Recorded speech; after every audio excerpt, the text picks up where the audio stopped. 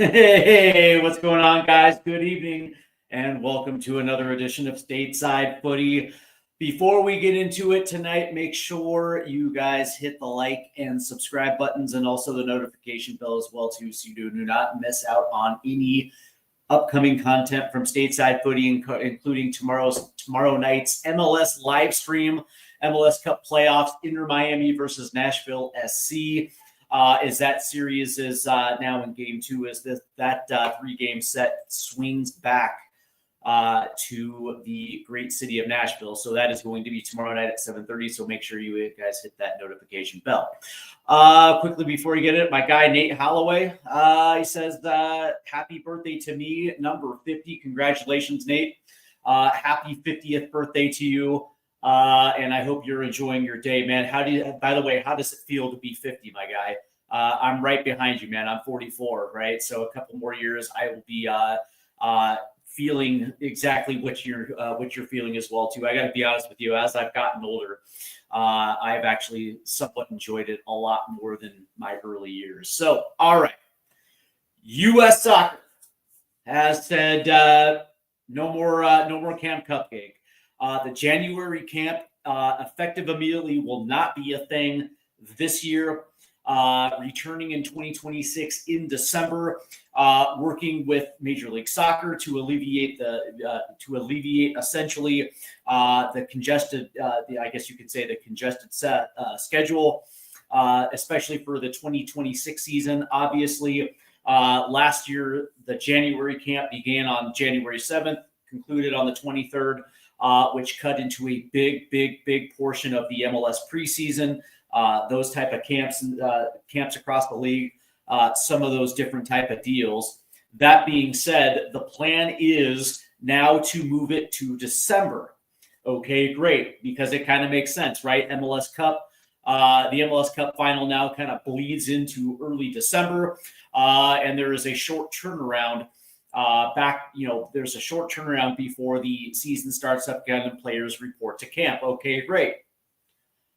So, also in conjunction, also to think about is they're potentially moving to a summer-spring type FIFA schedule, and this would certainly play out well as well too, considering there would be a winter break, and then allegedly this would fall during that winter break. So. Immediate impacts.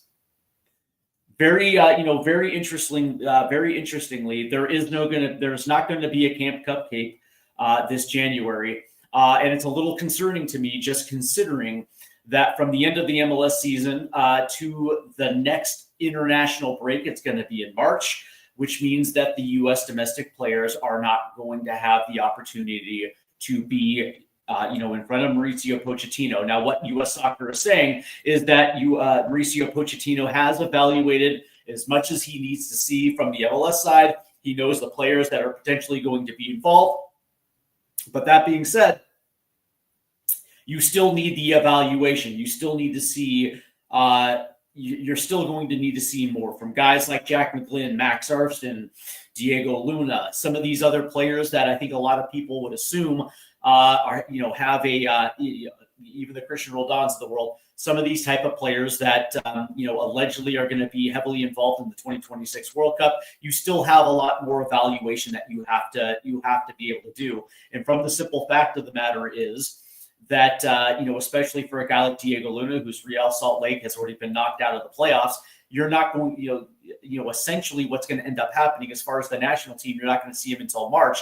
But that being said, there's going to be, essentially a 2.5 month, I guess you can say, waiting period before his productivity ramps up as far as fitness goes, from the end of his season to the start of the MLS season. And that was what this January camp essentially gave them, was an opportunity to continue fitness before joining the MLS teams.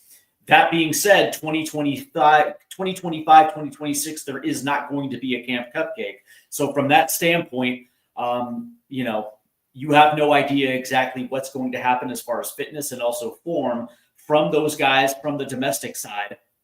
That's actually kind of a big gamble. Yes, I guess Mauricio Pochettino understands the players that he's identified. But that being said, you wonder whether or not this long layoff is going to impact certain players and whether or not certain players are going to keep fitness or going to keep form. That unfortunately is the downside. Now, for the pros, because obviously we have a bunch of Euro snobs in our fan base who essentially don't rate Camp Cupcake. That being said, it's kind of an integral part of the U.S. system, and one that I understand certain coaches didn't necessarily like. One of the biggest complaints was that yes, most players don't like it. Some players absolutely love it, but the reason why the January camp was a thing was because of TV. Right, it was essentially 2 extra games that they can program, per their TV contract. So I would probably assume one of the biggest reasons is either A, they're going to renegotiate for a new date starting in 2026 for December instead of January, and you wonder whether or not U.S. soccer is going to de-emphasize this camp moving forward as they do the Gold Cup. To quote Mr. Oguchi Onyewu, who is the vice president of all things sporting for U.S. soccer, he was quoted by saying a core pillar of the U.S. way emphasizes 2 key priorities: expanding opportunities for both youth and senior national team players, maintaining deep cooperative relationships with our domestic leagues and clubs. He goes on to say the January camp has long been an important platform for player evaluation and integration, with many current and former U.S. men's national team players earning their first international experiences during this period. And the impact of our program's growth player pathway has been significant and enduring. And that's the thing for me. Not having one this year is a gamble that I don't necessarily think that should be taken, because again, when you're talking about the current players that have already been identified, and when you're looking at certain key positions with this national team, the ability not to be able to identify new players specifically for this last little 6-month push into the World Cup, I don't know, man. I think it's a little detrimental. That being said, I want to reemphasize this because when people hear me talk about the relationship between Major League Soccer and the national team, one of the biggest things that people end up saying is that I'm an MLS shill. The reality is, as I understand the relationship between Major League Soccer and the national team, it's historically been something that has been very important to this national team in relation to the January camp, because they've unfolded very good players that went on to have 100 caps. 5 players from the January camp, to earn 100 caps. But also, when you think about different World Cup windows, some of those pivotal guys on rosters ended up being uncovered from a January camp. From that standpoint, I think Stuart Holden was one of them. Jimmy Conrad was one of them. I think Charlie Davies ended up being one of those guys as well too. That's the reality of the January camp, where you end up finding guys who otherwise you wouldn't be able to see coming in, taking their opportunity, and all of a sudden now you're giving your head coach something else to think about at specific positions. Now, whether or not our current domestic talent pool is capable of finding those guys, well, I don't know, man. Last year, I don't think anybody had Diego Luna or Patrick Aubameyang on the radar for the national team. Same thing with a guy like Max Arfson, and all of a sudden they use that January camp to kind of, as a springboard to put themselves in a better position moving forward. Same thing with Alex Freeman, to the point now where a lot of players are wondering whether or not Alex Freeman is going to end up starting in 2026 over a guy like Serginho Dest. As ridiculous as that conversation is, that being said, that is the benefit of the January camp, and not having one this season, heading into a World Cup, regardless of whether or not you have your European-based players in, because it's a non-sanctioned FIFA window. That being said, you want as many opportunities with the national team as you possibly can get, right? It is the ability to make or break your ability to actually make a World Cup roster. And I don't necessarily like the idea of no January camp, this year, especially heading into obviously one of the biggest World Cups this country's had since 1994. That's the thing is I don't necessarily agree with it. But that being said, so when you're looking forward to December 2026, then all of a sudden now it kind of aligns with the MLS schedule. So from that standpoint, I understand exactly why they did this, right? They want to alleviate the congestion for Major League Soccer. Okay, fair. Both Major League Soccer and the U.S. Soccer Federation go hand in hand. One is the other. But that being said, and it also is going to align when they move to a summer to spring FIFA calendar, right? So that's going to fall right into their winter break. So from that standpoint, me personally, I can dig it. I can understand the logic behind it, but specifically for this upcoming calendar January, I don't necessarily think that it is necessarily the right move to do because again, you need as much time, whether it's domestic-based players or European-based players, you need as much time with the national team as you possibly can get. Ace Lionel, who is my ace, says, but weren't previous camps this year, and the Gold Cup were predominantly MLS. I think we saw enough of them. See, that is exactly what U.S. Soccer is saying. U.S. Soccer is saying because we had the January camp this year and because we had the Gold Cup, that was enough. I disagree with it because again, I'll give you a good example of this, right? Because Diego Luna. Real Salt Lake got knocked out in the wild card. In that standpoint, now all of a sudden he's going to be out until the end of January when MLS camps kick in, and then he's going to go through a preseason, and then we're not going to see Diego until March. That's an awful lot of time not to be involved, and of course, we have no idea exactly what that time off is going to do for fitness and form. And again, just having that couple weeks, whether that's even in December, even if they moved to December this year, having that couple weeks with the national team is going to do wonders, right? There's a certain responsibility as a national team player that unfortunately that just kind of goes with the territory. If you're a national team player, there's going to be certain disadvantages. But that being said, the other thing that I go to this is the fact that there are certain positions on this national team right now that are lacking depth, and this is an opportunity for them to actually either re-see guys like Tristan Blackman or even a guy like Jackson Reagan, but also bringing in some new guys that maybe you haven't seen and using that as an opportunity to continue to evaluate. Because that being said, it's like, again, every single World Cup cycle from essentially 1998 on, that January camp has unearthed guys that were never previously on the radar.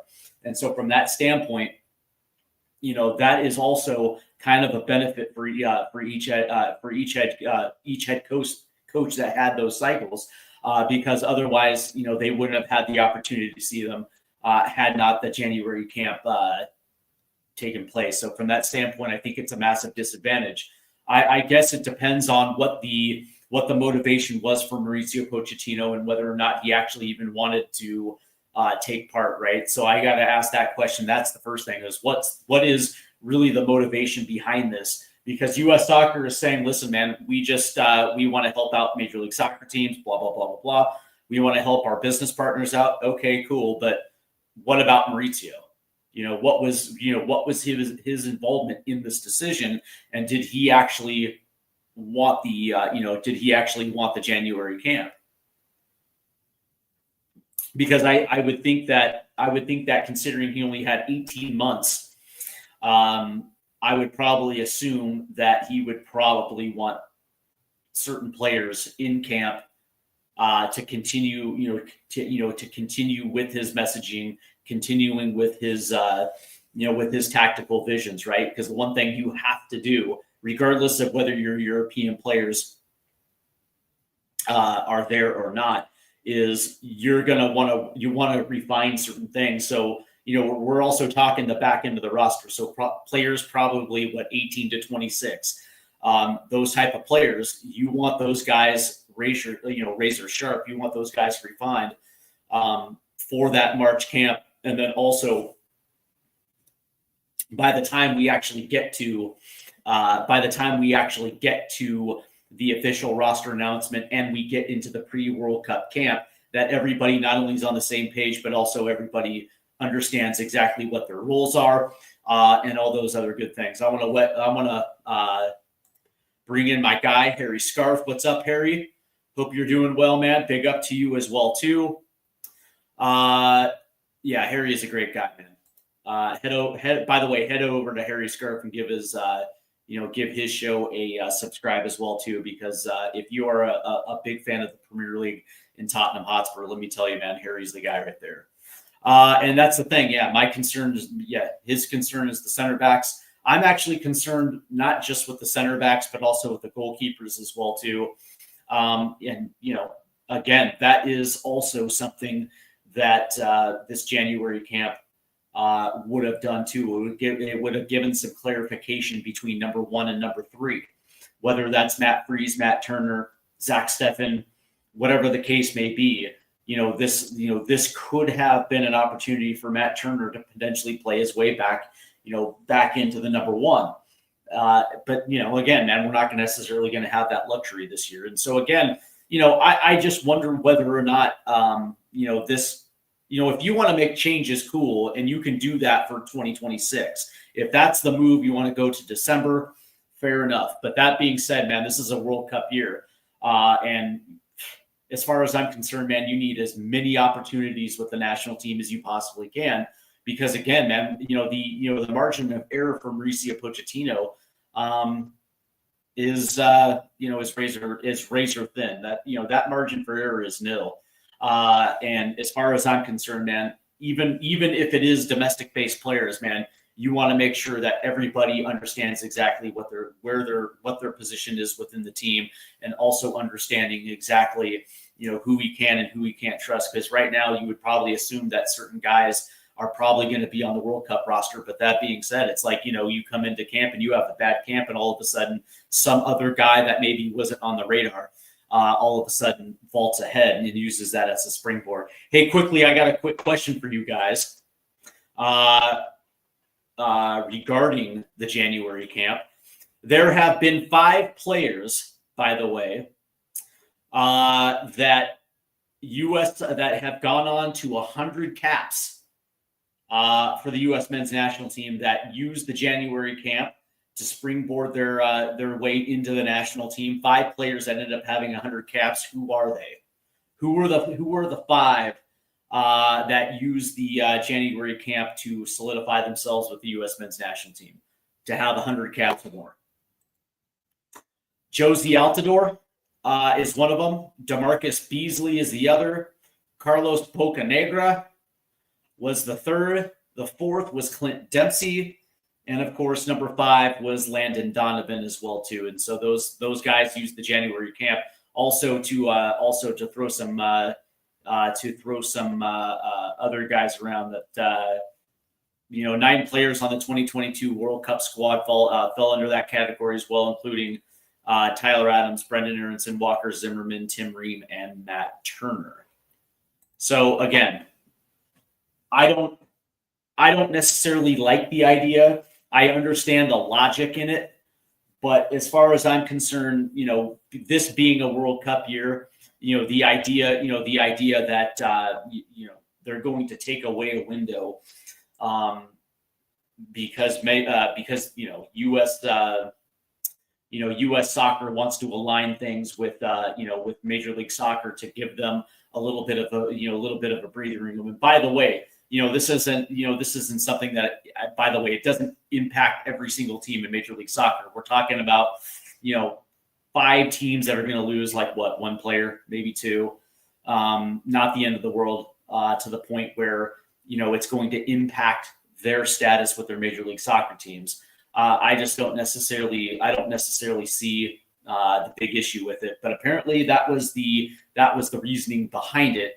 On top of the fact that apparently they thought that they seen enough with last January camp in the Gold Cup. Again,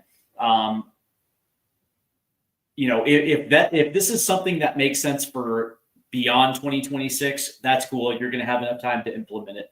But again, man, losing a window in a World Cup year seems very detrimental, considering the time frame between their last appearance, which is going to be coming up here in November, and then also you're not going to see him again until March. I don't know, man. It seems a little bit more detrimental. And again, man, I'm not an MLS homer. I certainly don't get paid by MLS, so from that standpoint, I have no reason to shill. I just think that, from a historical context, I understand the relationship between Major League Soccer and the national team, and it goes back all the way to '98. And I understand what the January camp was designed for and the impact that it had on the national team. And it's always had a good impact, and it has always yielded good players for the national team that actually ended up having very solid national team careers. And so from that standpoint, I think U.S. soccer is probably missing the boat with this one. But that being said, let's move on, because I do want to talk about a few things, because we are coming up in about 3 weeks to the November window. And I do want to talk a little bit about some of the injuries that have been taking place. Obviously, Christian Pulisic is working his way back from the injury against Australia.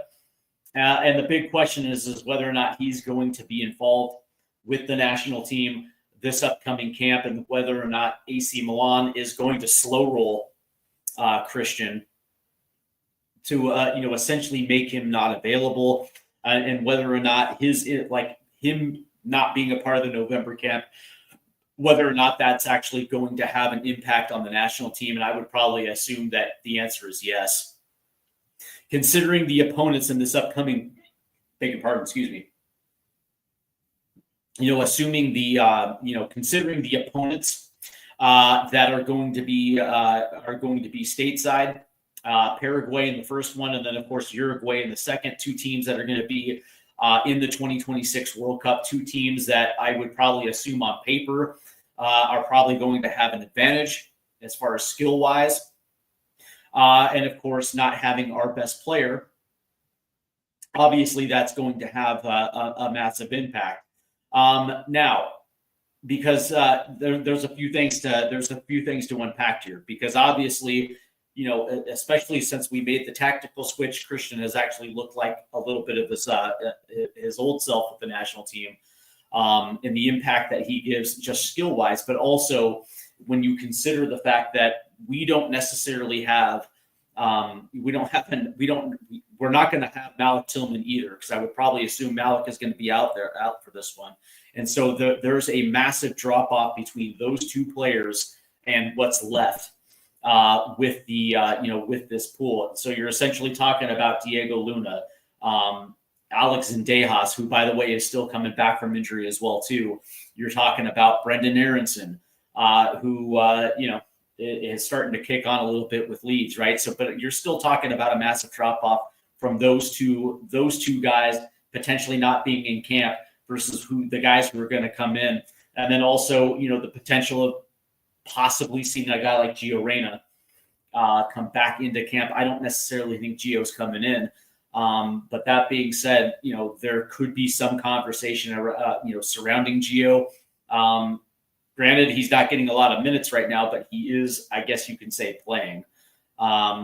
So whether or not that would be a viable call-in. Ace Lionel, who says he would like to see Leonard Maloney. I would like to see Leonard as well too. That's a good shout. That being said, it's the emphasis of these camps, and considering that we have two. Now that the January camp is not going to be a thing this year, we're only going to have 2 more windows between now and the start of the World Cup. And both of these windows are absolutely massive. And the idea that we actually have to treat both of these like the World Cup, which means we're going to have the majority, regardless, that's the thing. It's like we have to have our best players in. And I understand there's going to be some injuries, right? Okay, so, Anthony Robinson is still dealing with the knee, so he's probably not going to be in. Or they're going to do what he did last window, still bring him in, but keep him around the group, that type of thing, right? So we're still waiting. We're still waiting to find out whether Christian's going to be involved. We're still trying to find out if Malik is going to be there. But that being said, it's like, listen, man, we cannot put ourselves in a situation where we don't have our best players involved in this camp because, again, when I think about the, I guess you can say the angst and the vitriol that U.S. fans had coming into that September window against South Korea and Japan, and then after what happened against South Korea, it almost felt like we had hit a new point under Mauricio Pochettino. But then we rebounded against Japan, had a great result against Ecuador, and grinded out what I considered a tough win against Australia. And all of a sudden now, we've kind of strung together some nice performances, 2 wins of the last 3, and now we're going into a massively important camp to the point where, again, just like the October camp, we have to treat this the exact same way. And I'm still waiting to see Mauricio Pochettino continue to keep the same 11 from one to another, because that's something that's going to be massively important. So from that standpoint, yeah, like. Ace Lionel says it. It's like we have to win. That's the most important thing. 100%. And so from that standpoint, it's like, listen, man, there's going to be some names that I would like to see, starting from the striker position. Obviously, Balogun's going to be in. I think that kind of goes without saying. But this is going to be an opportunity for Ricardo Pepi to get back into, because he has actually returned from injury from PSV last week. I think he only got 7 last weekend. I think against Feyenoord he only got 7 minutes. But that being said, you're going to see him get a little. You're going to start seeing him over these next 2 weeks get stretched out to 60 minutes, maybe 70 minutes, that is, as far as I'm concerned, that's absolutely massive, because now we're going to have our 3 best strikers in camp. Ballo, Pepi, and Haji, right? That's what you want to see, especially in this in the context of this window. You want those 3 players competing with each other in camp. All 3 of them want to be the starting striker come 2026. And so from that standpoint, to have all 3 of those guys in camp, that's absolutely massive. And he goes on to say that Pepi scored, looks like Pepi scored today. Fantastic.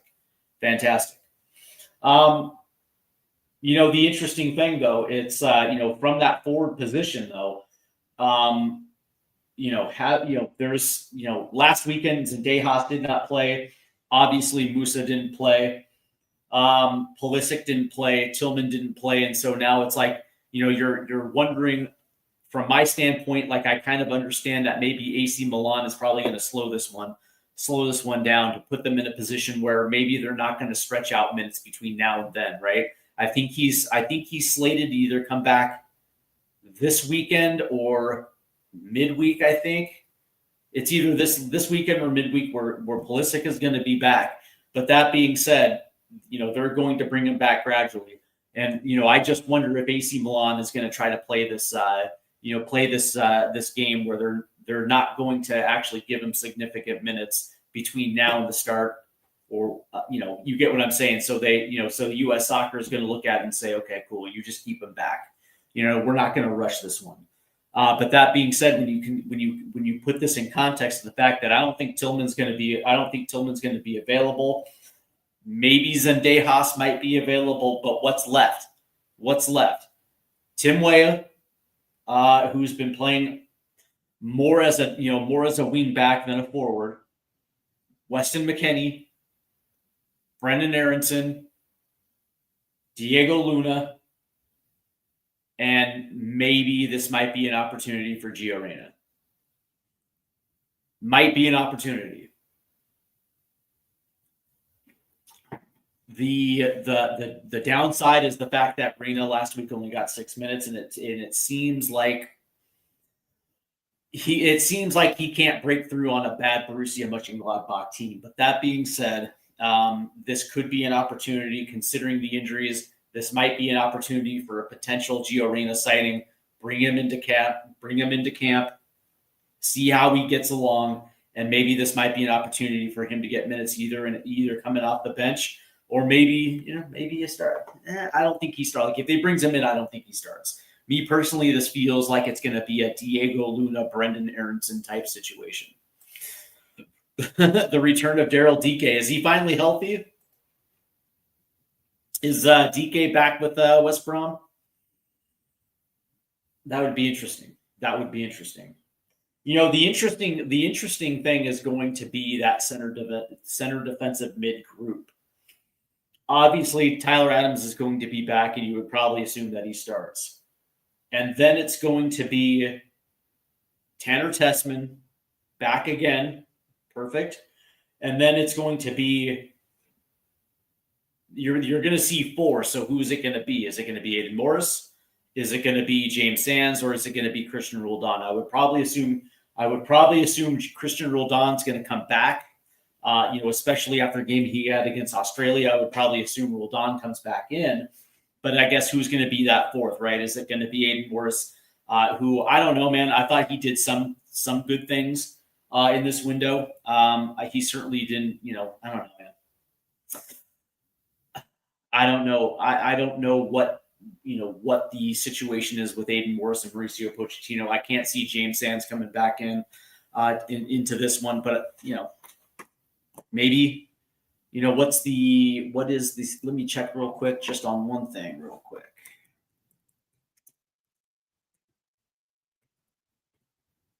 Let's find out what's going on with Johnny real quick.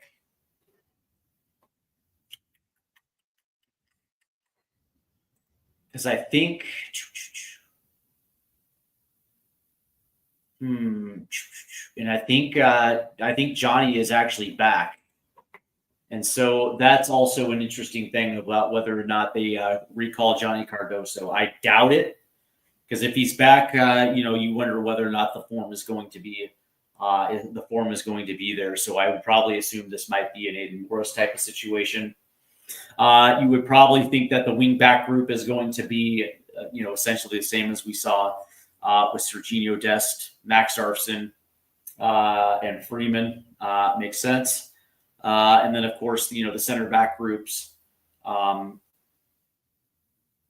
Richards, Ream, McKenzie, Miles Robinson, maybe no Kai Banks again. But that being said, that's going to be the interesting thing. That center back group, you would probably assume that the usual suspects. CCB's out with the Achilles. Austin Trusty's coming back for Celtic, but I don't think Trusty's going to make it into this one. So, yeah, you're probably thinking Richards, Ream, McKenzie, Miles Robinson. Yeah, I mean, and Ace Lean also says that, Leonard Maloney, that's a good call as well, too. But, it's going to be interesting to see how that one plays out. And you would probably assume that the goalkeeper group is probably going to be, at least one of 2, Matt Freese, Matt Turner, and then name your 3rd. But that being said, it's like, the interesting thing about this camp is going to be that forward position because, not having your 2 biggest horses, that's going to be a tough ask for this team against those two opponents. Let's see. He says he had a small discomfort, but should be back and would rather see Johnny than Morris. Yeah. Well, I guess the question is whether or not he's actually he's going to be in form, right? Because if he's coming back now, then it's going to take at least 2 to 3 weeks to kind of get to that 60 minute mark to ramp him up. I don't think Atletico Madrid is going to do anything stupid, and so you'd probably assume they're going to take their time as well too. And so I would probably assume with a guy like Johnny Cardoso, the next time we might see him is going to be in March. Sad but true. But yeah, so before I go tonight, I do want to say that, it's going to be interesting. Coming up here on Stateside Footy, of course, when we're talking about the national team, I'm going to have my roster prediction for the November coming up. And then, of course, we actually have the games that are going to be in the window against Paraguay and then Uruguay. And then we also have our stock up, stock down show. And then, of course, our World Cup roster prediction version 4. We do this after every single window as we predict the World Cup roster. So those are going to be on deck with the November window. I'm going to see if I can bring back a few guests. I'm still working with Tactical Manager TV, Filippo Silva, to see if he wants to come on post November camp as we put a bow on the 2025 season. So that should be fun. And hopefully we can get that situated as well too. So from that standpoint, man, everything is looking good. Tomorrow we have the MLS Cup live stream, Inter Miami versus Nashville SC. That is going to be an absolute banger tomorrow night, on top of some of the Premier League content as well too. And of course, tomorrow I'll be on the Irish Hotspur for the pre-match build-up, Spurs versus Chelsea. And of course, last weekend we announced that I'm going to be collaborating with Harry Scarf on his channel as well too, to do some Premier League stuff as well too. So a lot of good content coming out from me here on Stateside Footy, but also on other channels as well too. So do yourself a favor, man. Hit that like and subscribe button, and make sure you hit those notification bells so you don't miss out on any of that content. Yep. Tactical Manager TV, man. Filippo's a good dude, man. Good dude.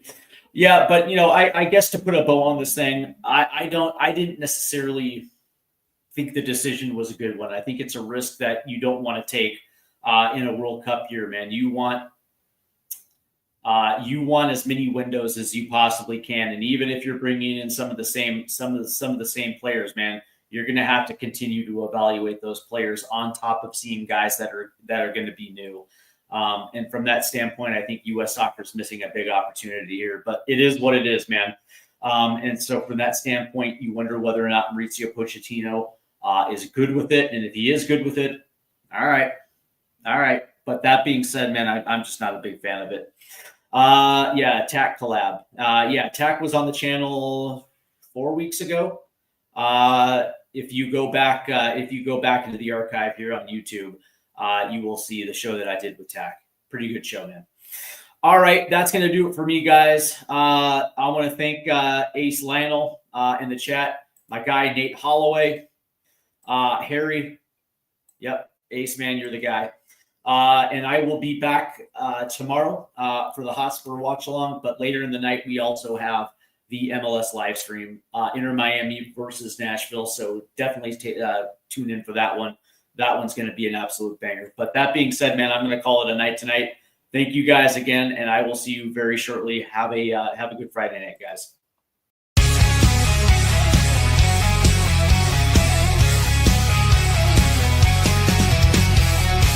Rusted goalposts under fade.